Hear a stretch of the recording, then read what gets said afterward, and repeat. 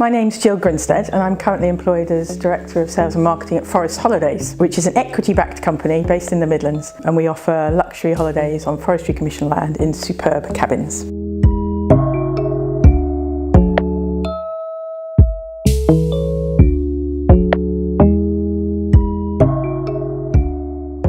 I was enormously fortunate, I think, to get on a graduate fast-track training programme when I graduated. It's with Procter & Gamble. However, I have to say that for me at that time was kind of a dual-edged sword because I really wanted to go into the travel industry.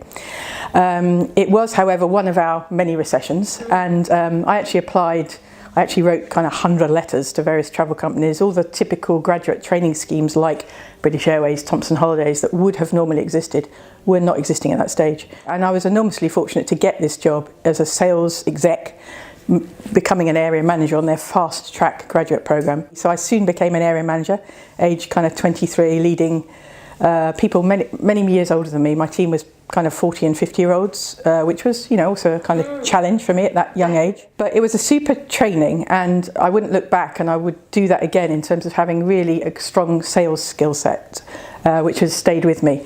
And having a blue chip organisation like that on your CV, certainly immediately after graduation, is a really great thing. In a big company, you are naturally going to be more exposed to more experts because it's just bigger. Yeah. So if you did have the opportunity early on in your career to join a bigger organisation, you could just be more exposed to finance things, ops things, etc., that you might not in a smaller organisation. Okay.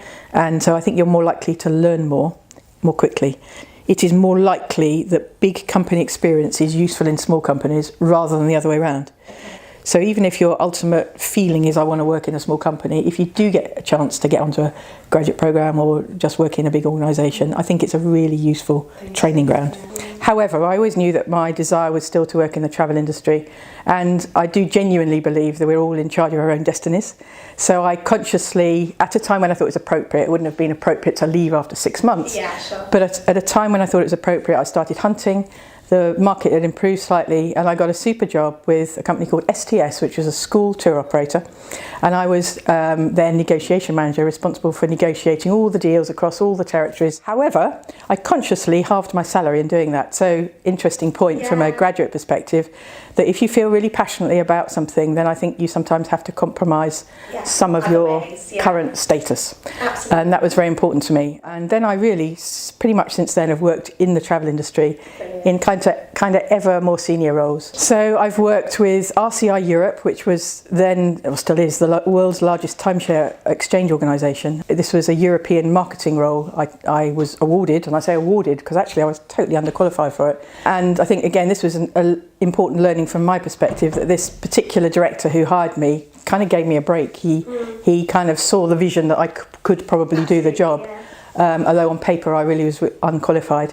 So since then, actually, he's taught me the theory of pass it on, and I think I've had the ability now to give a number of graduates, not being quite qualified, but giving them a chance to make their way, as he did for me. I think I've been enormously lucky, but also really planned the way my career's gone in terms of building experience of both sales and marketing, pretty much in equal measure, which actually I know makes me quite unusual. Mm-hmm. And I think when you're looking at sort of career planning, it's good to think, how could I make myself unusual and kind of exclusive? I've also managed to build experience which is B2C, so business to business selling and marketing, as well as B2C, which is business to consumer selling and marketing. Again, that's fairly unusual.